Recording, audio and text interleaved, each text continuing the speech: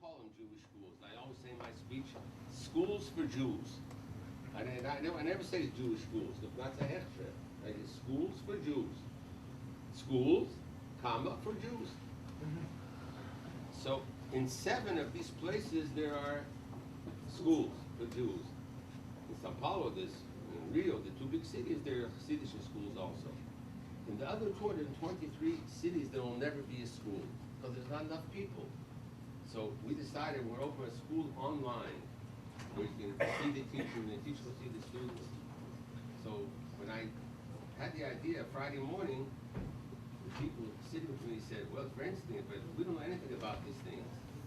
I said, we have to start. We have no money for this. We don't know how to do it. This was Friday morning. Shabbos morning in shul, we found out that one of them followed him in our shul. We knew he was a mumchen chinuch.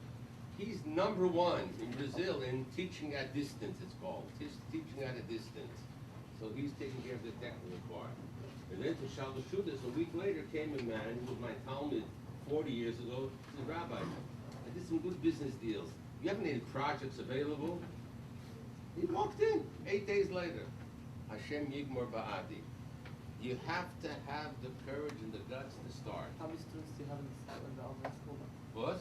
How many students do you have in the Alvin No, school? we're just working on it. We do everything We're perfect. starting now for Elul. I thought No. last summer.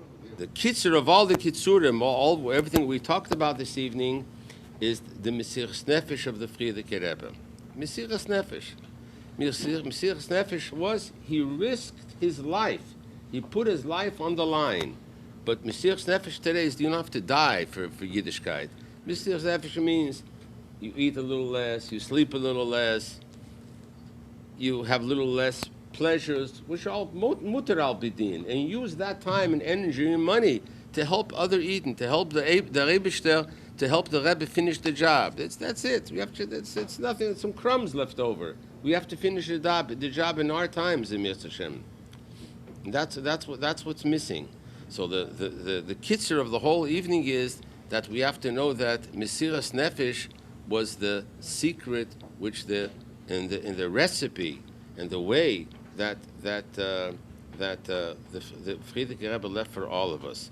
Just one more quick idea. It's getting late. One more quick idea. Yud Bais Tamuz is always an achona to Shivasa B'Tamuz. We're starting soon the 3 weeks. We know that the 3 weeks, what brought about the 3 weeks, everybody has heard this already a few times, not one time, the lack of achdus, the lack of shalom, the lack of love among Jews. So the Rebbe showed us that Yud Bais Tamuz, the Rebbe is the example of love of a fellow Jew. The Rebbe is the example of Avos Yisrael and shalom v'achdus, and this is the way to solve the problem of the 3 weeks. And in case that's not enough, let's remember what I mentioned before. The propaganda I saw today arrived in my house from Wells Fargo. Together we'll go very far. Emir Hashem. There should be Achdus by Eden, Shalom by Eden, Avos Yisrael. You know what Avos Yisrael? What's the opposite of Avos Yisrael? Many people think Sinas Chinam. So people, they don't say it, but they look at me and they say, when I speak about it, they say, look at me, I see in their face, they think, I don't hate anybody. Sinas Chinam doesn't mean you have to hate somebody. If you're egoistic, that's the opposite of Avos Yisrael. If you just care about yourself, that's the opposite of Avos Yisrael. You don't have to hate somebody in today's world. The opposite of Avos Yisrael is when you're egoistic. You don't want to make a little sacrifice for somebody else. A little bit, a little baked on abyssal, something. That's what it's all about. And that's what's missing in Eretz Hashem. And we should be Zocheh Zayin B'Kor of Mamish. We should be together with all our tzaddikim, Shecheinu B'Roshenu, B'Kor of Mamish. Chaim.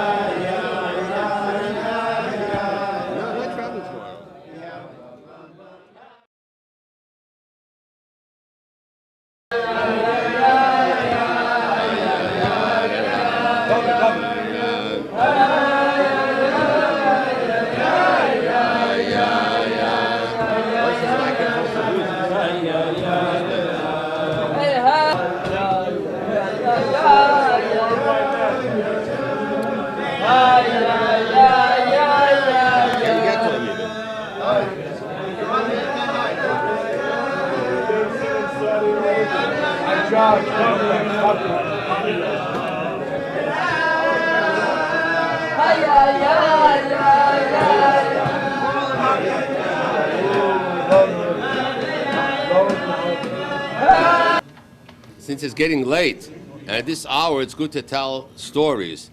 All the Divrei Torah and the Pirushim, the stories. And these stories are exciting stories. I think I already told part of them here once, but there's a lot of new faces, especially Bochrim.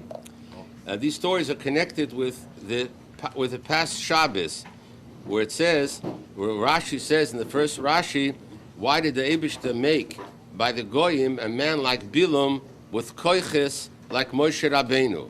It's a balance of power. In a generation where there's a Moshe, there has to be a Bilam.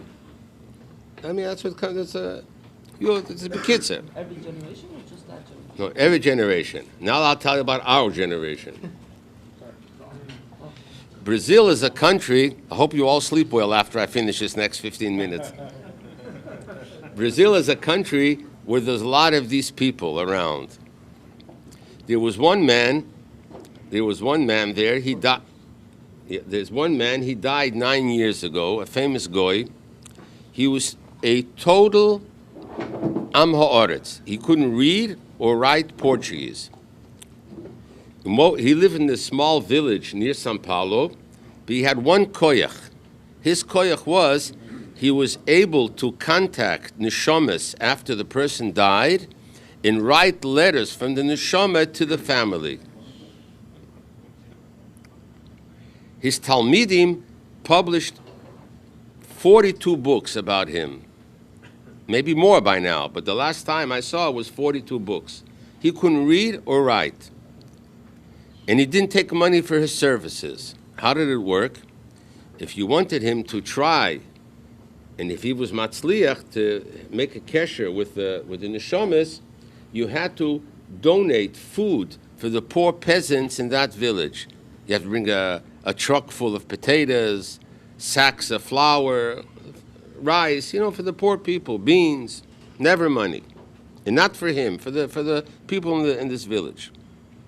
How did he do it? I never went to him. A Jew is not allowed to ask or not even be part of the audience. But you see the pictures in the paper. How did he do? He used to sit down at the table, and the students, the Talmidim, used to put a big sheet of paper in front of him, and with his left hand, he used to cover his eyes.